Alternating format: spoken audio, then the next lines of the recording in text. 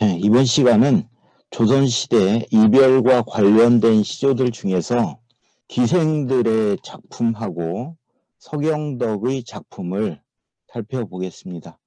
첫 번째 작품으로 이화우 흩뿌릴제라는 시조인데, 이 작품은 계량이라는 기생이 지은 작품으로서 이화우 흩뿌릴제 울며 잡고 이별한 님, 추풍낙엽에 저도 날 생각난가, 천리의 외로운 꿈만 오락가락한 홈에. 그래서 이제 이 시에서 굉장히 중요하게 봐야 될 것은 계절적 배경이 어떤 역할을 하고 있는지, 또 화자의 마음이 어떻게 나타나고 있는지를 살펴보는 게 중요합니다. 좀 더 구체적으로 본다면 이화우란 뜻은 떨어지는 배꽃을 비에 비유해서 표현한 것으로, 배꽃이 떨어진다는 것이기 때문에 하강 이미지로서 눈물의 이미지를 제시를 했고, 계절적 배경은 봄을 나타내 줍니다. 그 다음에 추풍낙엽은 떨어지는 낙엽으로 역시 하강의 이미지를 가지고 있고 눈물의 이미지를 나타내 주며, 계절적 배경은 가을을 나타내 줍니다. 이 시에서 또 체크해 볼 만한 것은 계절이 봄에서 가을로 변화를 했는데, 여기에 여름이라는 계절이 없기 때문에 이 계절이, 중간 계절이 생략되어 있다. 그래서 계절의 비약이 나타난다라고 볼 수 있습니다. 그 다음에 천리는 숫자의 천리를 나타내 주는 것이 아니라 화자의 슬픔의 깊이를 표현해 준 것으로, 정서적 거리감 또는 심리적 거리감을 나타내 주는 것으로 볼 수가 있겠고, 실제 숫자는 표현한 것이 아닙니다. 그리고 외로운 꿈은 화자의 외로움, 고독을 직접적으로 표현해준 임에 대한 그리움을 표현한 말이라고 볼 수가 있겠습니다. 내용 정리를 해본다면 화자는 나이고 임을 그리워하는 그런 사람이라고 볼 수가 있겠고, 현재 상황이 임과 이별한 상황으로서 슬픔 또는 애상을 나타내주고, 주제는 임을 그리워하는 마음을 나타내준 시조입니다. 두 번째 시조는 홍랑의 맷버들 가래 걷거라는 시조입니다.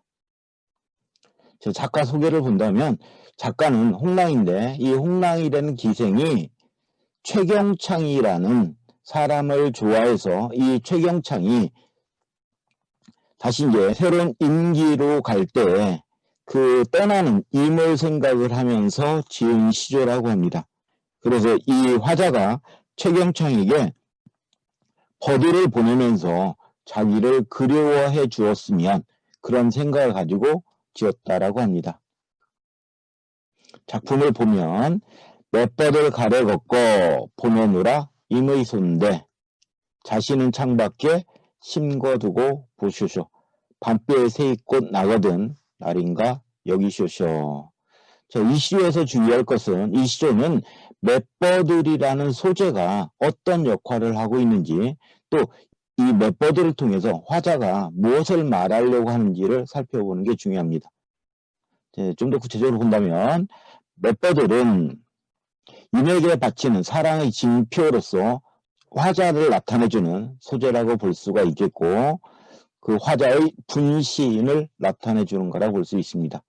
그 다음에 보내노라 임의 손대는 임에게 보내노라란 뜻인데, 이걸 지금 바꾸어서 표현을 해줬기 때문에 도치법이 사용되어 있습니다.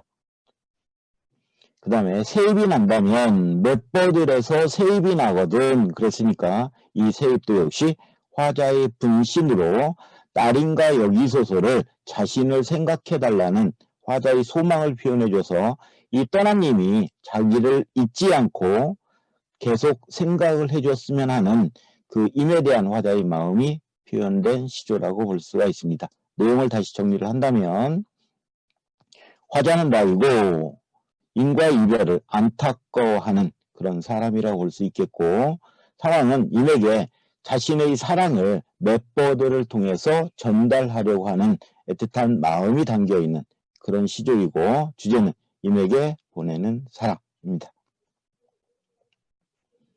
그 다음에 동짓달 기나긴 밤을이라는 황진이 시조인데, 작가 황진이를 본다면 조선시대 송도 삼절이라고 그래서 송도에서 세 가지 뛰어난 것을 표현을 한다면 박연폭포가 있고 서경덕이라는 학자가 있고 그 다음에 기생으로서 황진이가 있습니다.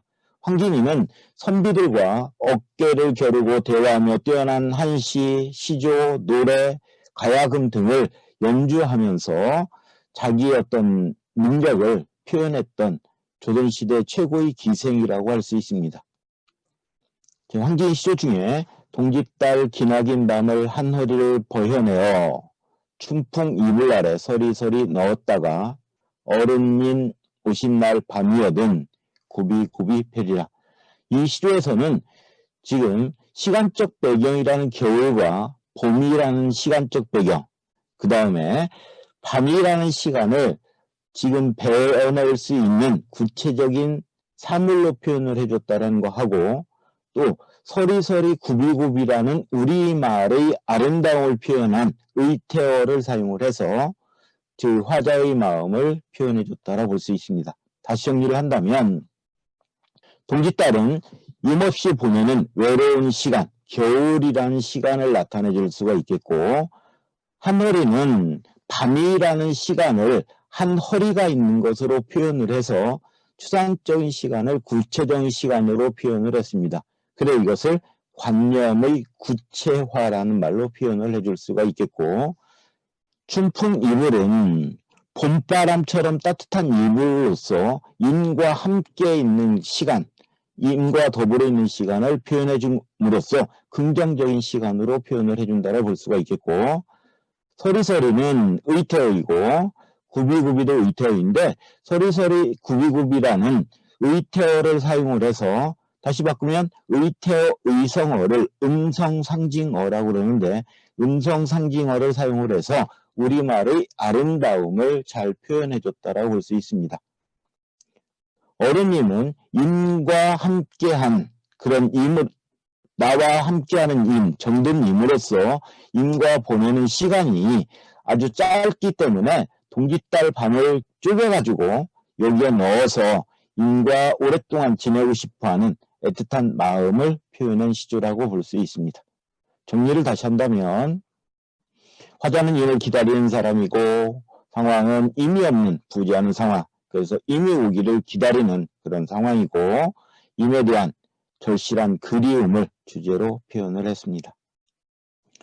그 다음에 서경덕이 임을 생각을 하면서 지은 시조라는 마음이 어린 후이란 시조인데, 여기서 작가 서경덕을 본다면 서경덕은 장원급제를 했음에도 불구하고 송도에서 공부에 전념을 했던 사람이라고 그러고, 송도에 살 때 화담 서간정에 집을 짓고 거기서 살았기 때문에 화담 선생이라고도 불렀습니다. 그리고 서경덕은 황진이가 찾아와서 유혹을 했지만 서경덕은 넘어가지 않고 황진이를 그냥 단순한 어떤 사람으로서 대접을 했기 때문에 나중에 서경덕을 황진이가 스승으로서 모시면서 지식을 많이 배웠다라고 합니다. 서경덕 시조를 보면 마음이 어린 후니 하는 일이 다 어리다. 만중운산에 어느님 오리만한 지는 잎 부는 바람에 행여 긴가 하느라. 이 시조에서는 찾아야 될 것이 지금 현재 쓰는 말과 이 당시에 쓰였던 말에 의미 변화가 있는데 그 의미 변화를 찾는 게 중요한 내용인 것 같습니다.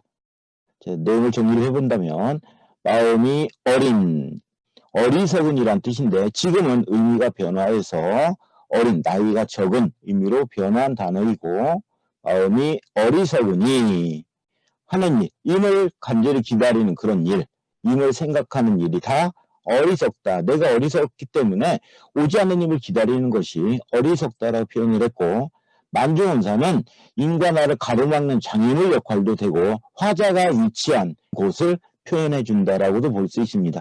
그곳에 어떤 임이 찾아올까냐는, 그래서 찾아오지 않는다는 체념의 마음과 그리움의 마음을 동시에 표현해 줬다고 볼 수가 있겠고, 지는 잎 부는 바람은 부는 바람에 지는 잎이라는 의미상 도치를 가질 수가 있는데 이유는 운율을 형성하기 위해서, 즉 시조의 종장 첫 글자 세 글자는 꼭 지켜야 되는 거기 때문에 그 글자를 지키기 위해서 이렇게 순서를 바꿨다라고 할 수가 있겠고, 이런 바람소리, 조그만 소리에도 혹시나 하는 그 임인가하는 간절한 마음이 담겨있는 내용이라고 볼 수 있습니다.